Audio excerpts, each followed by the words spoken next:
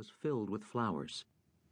Beneath 3 radiant chandeliers, more than 100 couples were rotating in near-perfect synchrony. The men were dressed in black tails, piqué shirts, and white gloves, the women in gowns of tulle and crêpe de chine. On a raised platform, a small orchestra was playing Strauss's Rosen aus dem Süden, and when the Waltz King's famous, heartwarming melody was reprised, a number of onlookers began a sympathetic humming chorus, smiling with recognition and benign sentimentality. Liebermann felt Amelia Lydgate's right hand tighten with anxiety in his left. A vertical line appeared on her forehead as she struggled to follow his lead.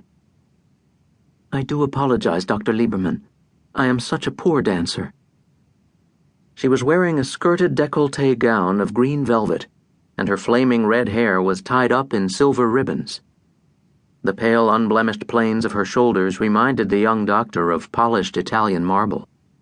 "Not at all," said Liebermann. "You're doing very well for a novice. Might I suggest, however, that you listen more carefully to the music, the beat?"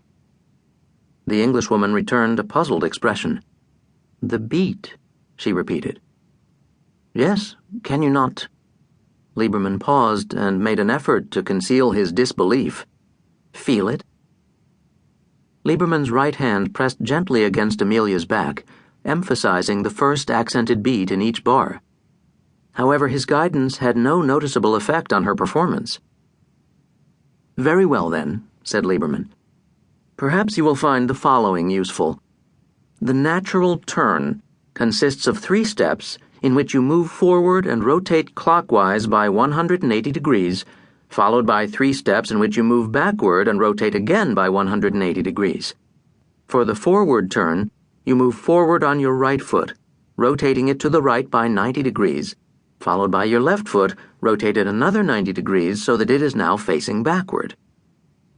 Amelia stopped, tilted her head to one side, and considered these instructions.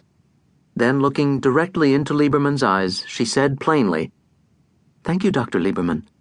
That is an altogether superior explanation. Let us proceed." Remarkably, when they began to dance again, Amelia's movements were considerably more fluid. "Excellent," said Liebermann. "Now, if you lean back a little, we will be able to go faster." Amelia did as she was instructed, and they began to revolve more rapidly. "I believe," continued Liebermann, "that the optimal speed of the Viennese waltz is said to be approximately 30 revolutions per minute." He saw Amelia glance at his exposed wristwatch. "However, I do not think it will be necessary for us to gauge our performance against this nominal ideal." As they swung by the orchestra, they were overtaken by a portly couple who, in spite of their ample physiques, danced with a nimbleness and grace that seemed to defy